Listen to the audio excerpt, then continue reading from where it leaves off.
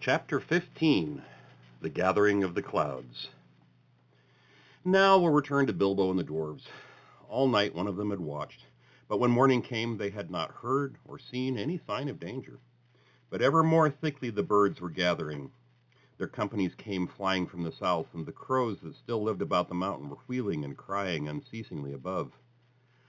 "Something strange is happening," said Thorin. "The time has gone for the autumn wanderings, and these are birds that dwell always in the land. There are starlings and flocks of finches, and far off there are many carrion birds, as if battle were afoot." Suddenly Bilbo pointed. "There's that old thrush again. He seems to have escaped when Smaug smashed the mountainside, but I don't suppose the snails have." Sure enough, the old thrush was there, and as Bilbo pointed, he flew toward them and perched on a stone nearby. Then he fluttered his wings and sang. Then he cocked his head to one side as if to listen, and again he sang, and again he listened. "I believe he's trying to tell us something," said Balin, "but I cannot follow the speech of such birds. It is very quick and difficult. Can you make it out, Baggins?" "Not very well," said Bilbo. As a matter of fact, he could make nothing of it all. "But the old fellow seems excited." "I only wish he was a raven," said Balin. "I thought you did not like them. You seemed very shy of them when we came this way before." "Those were crows, and nasty, suspicious-looking creatures at that, and rude as well. You must have heard the ugly names they were calling after us, but the ravens are different. There used to be great friendship between them and the people of Thror, and they often brought us secret news, and were rewarded with bright things as they coveted to hide in their dwellings. They lived many a year, and their memories are long, and they hand on their wisdom to their children. I knew many among the ravens of the rock when I was a dwarf lad. This very height was once named Ravenhill because there was a wise and famous pair, old Cark and his wife, that lived here above the guard chamber, but I don't suppose that any of the ancient breed linger here now." No sooner he'd finished speaking than the old thrush gave a loud call and immediately flew away. "We may not understand him, but that old bird understands us, I'm sure," said Balin. "Keep watch now and see what happens." Before long there was a fluttering of wings, and back came the thrush, and with him came the most decrepit old bird. He was getting blind, he could hardly fly, and the top of his head was bald. He was an aged raven of great size. He alighted stiffly on the ground before them, slowly flapped his wings, and bobbed toward Thorin. "O Thorin, son of Thrain, and Balin, son of Fundin," he croaked, and Bilbo could understand what he said, for he used ordinary language and not bird speak. "I am Roak, son of Cark. Cark is dead, but he was well known to you once. It is 100 years and 53 since I came out of the egg, but I do not forget what my father told me. Now, I am the chief of the great ravens of the mountain. We are a few, but we remember still the king that was of old. Most of my people are abroad, for there are great tidings in the south. Some are tidings of joy to you, and some you will not think so good. Behold, the birds are gathering back again to the mountain and to dale from south and east and west, for word has gone out that Smaug is dead." "Dead? Dead?" shouted the dwarves. "Dead? Then we have been in needless fear, and the treasure is our own." They all sprang up and began to caper about for joy. "Yes, dead," said Roak. "The thrush, may his feathers never fall, saw him die, and we may trust his words. He saw him fall in battle with the men of Asgaroth the third night back from now at the rising of the moon." It was some time before Thorin could bring the dwarves to be silent and listen to the raven's news. At length, when he had told them all the tale, the battle, he went on. "So much for joy, Thorin Oakenshield. You may go back to your halls in safety. All the treasure is yours for the moment. But many are gathering hither beside the birds. The news of the death of the guardian has already gone far and wide, and the legend of the wealth of Thror has not lost in the telling during many years. Many are eager for a share of the spoil. Already a host of the elves is on the way, and carrion birds are with them, hoping for battle and slaughter. By the lake men murmur that their sorrows are due to the dwarves, for they are homeless, and many have died, and Smaug has destroyed their town. They too think to find amends from your treasure, whether you are alive or dead. Your own wisdom must decide your course. But 13 is small remnant of the great folk of Durin that once dwelt here and now are scattered far. If you listen to my counsel, you will not trust the master of the Rakemen, but rather him that shot the dragon with his bow. Bard is he, of the race of Dale, of the line of Girion. He is a grim man, but true.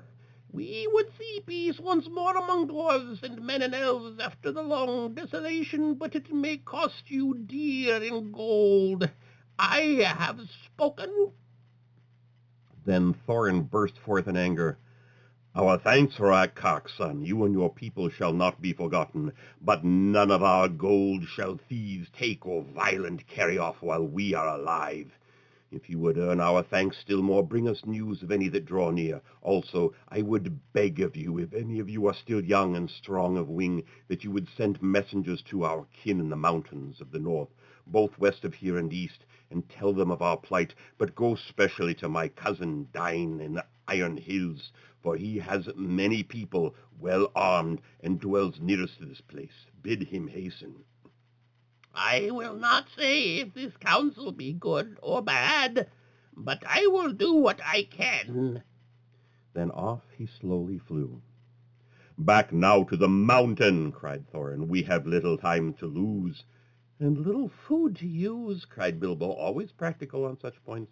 In any case, he felt that the adventure was properly speaking over with the death of the dragon, in which he was much mistaken, and he would have given most of his share of the profits for a peaceful winding up of affairs. Back to the mountains, cried the dwarves, as if they had not heard him. So back he had to go with them.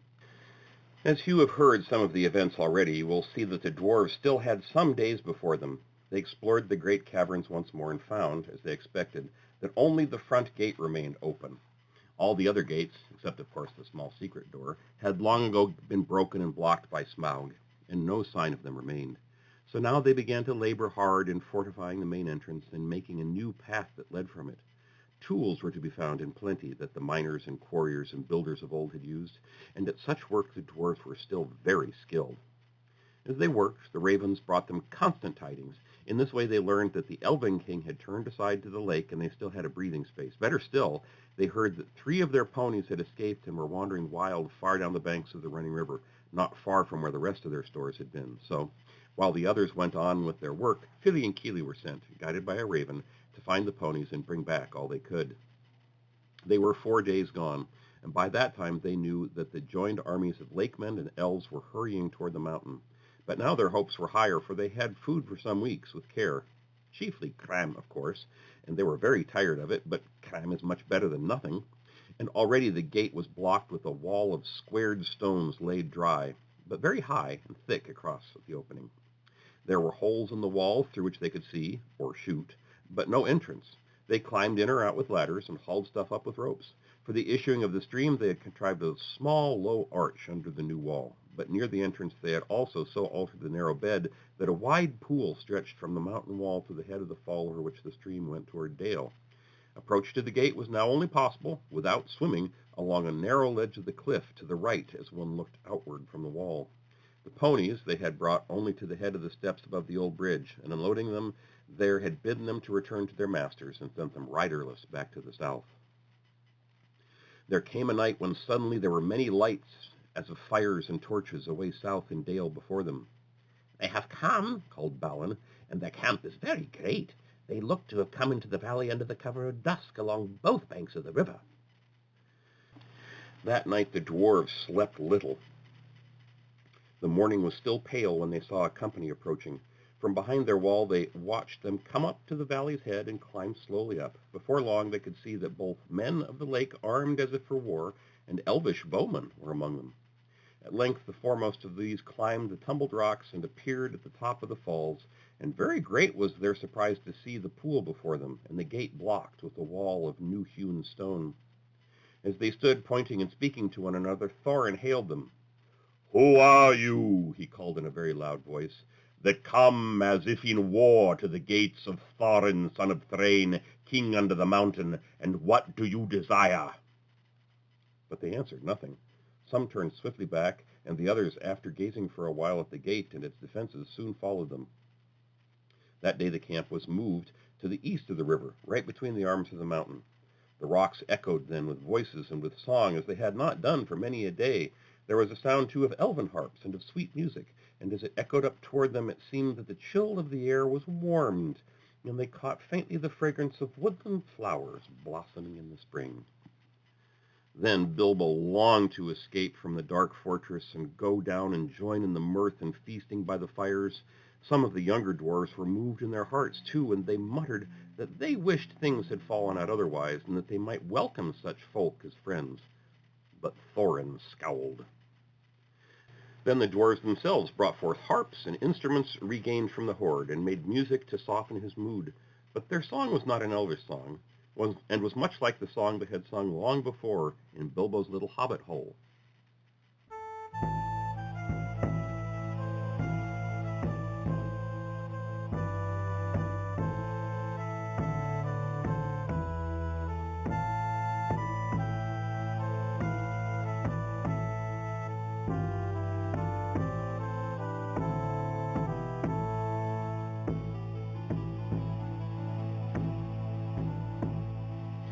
Under the mountain dark and tall, the king has come unto his hall. His foe is dead, the worm of dread, and ever so his foe shall fall. The sword is sharp, the spear is long, the arrow swift, the gate is strong, the heart is bold that looks on gold. The dwarves no more shall suffer wrong. The dwarves of yore made mighty spells, while hammers fell like ringing bells. In places deep where dark things sleep, in hollow walls beneath the fells. On silver necklaces they hung, the light of stars on crowns they hung. The dragon fire with twisted wire, the melody of harps they rung.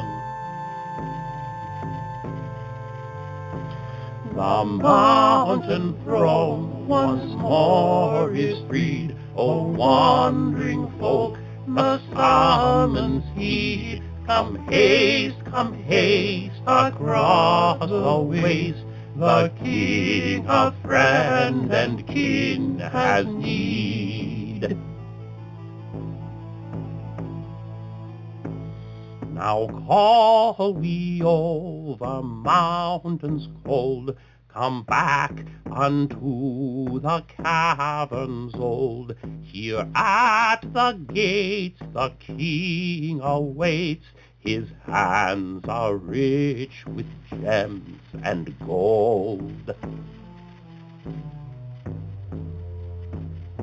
The king is come unto his hall, under the mountains dark and tall. The worm of dread is slain and dead, and ever so our foe shall fall.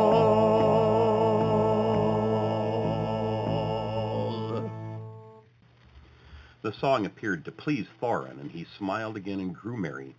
And he began reckoning the distance to the Iron Hills and how long it would be before Dain could reach the lowly mountain, if he had set forth as soon as the message reached him. But Bilbo's heart fell, both at the song and the talk. They sounded much too warlike. The next morning, early, a company of spearmen was seen crossing the river and marching up the valley. They bore with them the green banner of the Elven King and the blue banner of the lake, and they advanced until they stood right before the wall of the gate. Again Thorin hailed them with a loud voice. "Who are you that come armed for war to the gates of Thorin, son of Thrain, king under the mountain?" This time he was answered.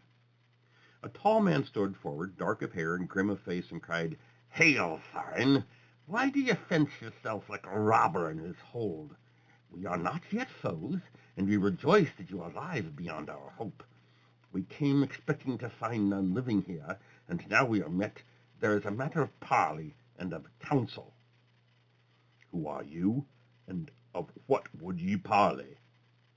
"I am Bard, and by my hand was the dragon slain, and your treasure delivered.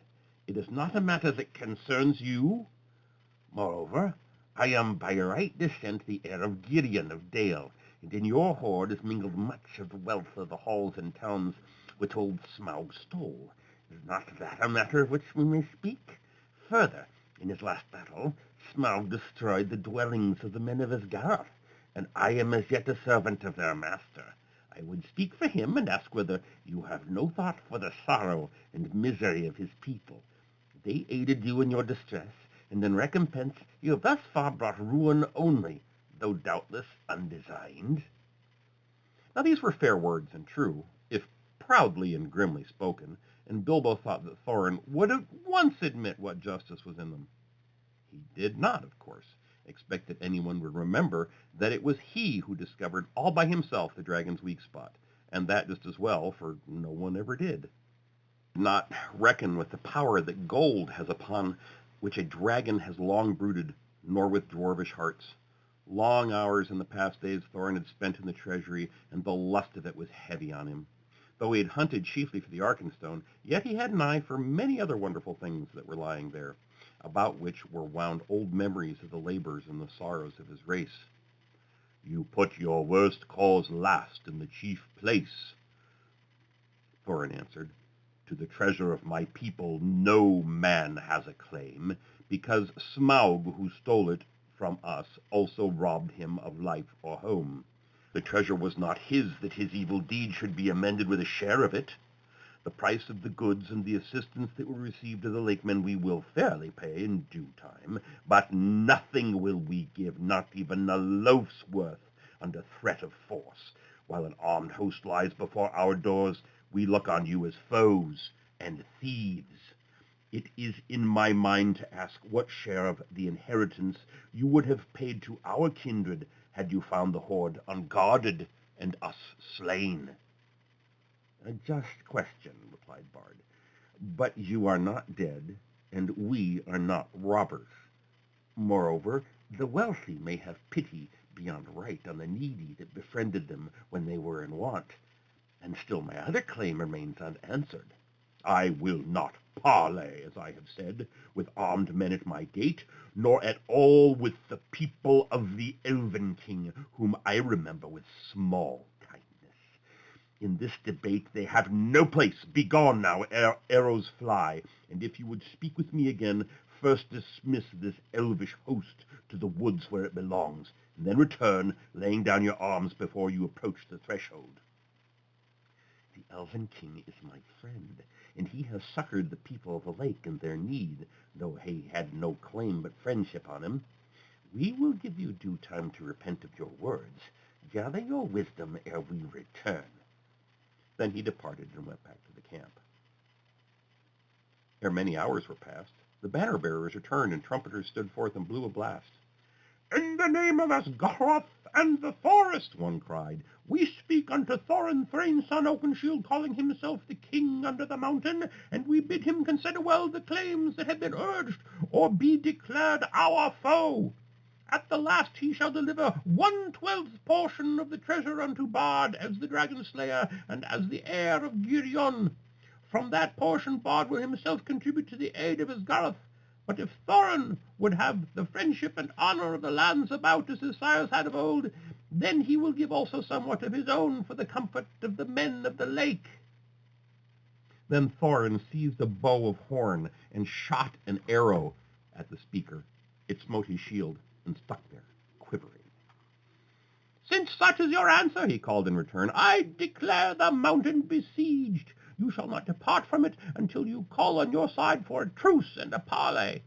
We will bear no weapons against you, but we leave you to your gold. You may eat that if you will." With that the messengers departed swiftly, and the dwarves were left to consider their cause. So grim had Thorin become that even if they had wished, the others would not have dared to have found fault with him. But indeed, most of them seemed to share his mind, except perhaps old Fat Bombur and Fili and Kili. Bilbo, of course, disapproved of the whole affairs. He had by now had more than enough of the mountain, and being besieged inside it was not at all to his taste. "The whole place stinks of dragon," he grumbled to himself, "and it makes me sick. And Cram is beginning simply to stick in my throat."